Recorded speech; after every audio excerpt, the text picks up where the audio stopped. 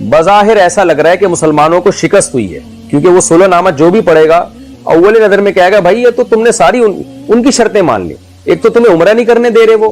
اور اوپر سے تمہارا احرام کھلوا رہے ہیں بغیر عمرہ کیے، اور پھر ابو جندل آ رہے ہیں تو ان کو واپس تم ان کے حوالے کر رہے ہو، تو ایسی جنگ بندی کا کیا فائدہ؟ صورتاً شکست ہے، لیکن اللہ نے سورہ فتح نازل کر کے بتا دیا کہ یہ شکست نہیں ہے، یہ فتح ہے۔ انا فتحنا لک فتحا مبینا، ہے نبی ہم نے آپ کو کھلی فتح دے دی، یعنی مکہ کی فتح کی طرف اشارہ ہے، گویا کہ ہو گئی وہ فتح، مکہ بس فتح ہو گیا۔ اب کتنی بڑی دیکھیں قرآن کا یہ معجزہ ہے، اور کیسی یعنی پیشگوئی ہے کہ 10 سال بھی نہیں لگے، 8 ہجری میں مکہ فتح ہو گیا۔ یعنی یہ سلو کی برکات تم آگے جا کے دیکھو گے، ابھی تو تمہیں ایسا لگ رہا ہے کہ ہم نے دب کے سلو کی اور ہم نقصان میں جا رہے ہیں، لیکن بس ہم نے فتح دے دی ہے، آپ ہو گیا فتح مکہ بس، تو اب تم ایسے نہیں جاؤ گے۔ اچھا اگلے سال عمرہ کیا تھا صحابہ کرام نے، پھر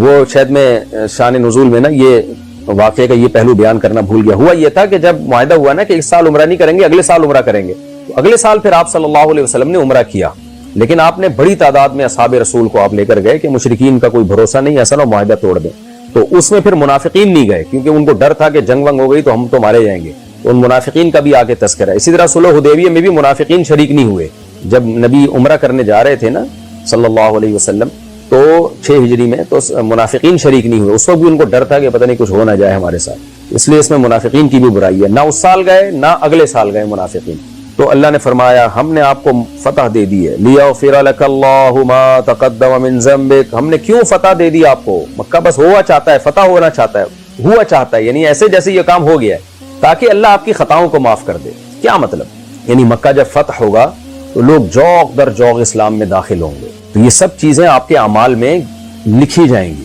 صدقہ جاریہ بنیں گی آپ کے لیے۔ تو ظاہر ہے جو چیز صدقہ جاریہ بنتی ہے، نیکی بنتی ہے، وہ خطاؤں کی معافی کا ذریعہ بنتی ہے، یعنی آپ کو دنیاوی برکت بھی حاصل ہوگی مکہ کے فتح ہونے کے ذریعے، اور روحانی برکتوں میں کیا ہے کہ آپ کے درجات کا بلند ہونا اور آپ کی خطاؤں کا معاف ہونا، جو بھی خلاف اولا کام آپ سے ہوئے ہیں، جو افضلیت کے خلاف کام ہوئے وہ بھی اللہ سارے معاف کرے گا، کیونکہ آپ دین کے دنیا میں پھیلانے کا ذریعہ بنیں گے فتح مکہ کے ذریعے۔ دیکھیں جب ہم کوئی سبب اختیار کرتے ہیں اور اس سبب کے نتیجے میں دین پھیلے، تو چونکہ ہم سبب بنے ہیں تو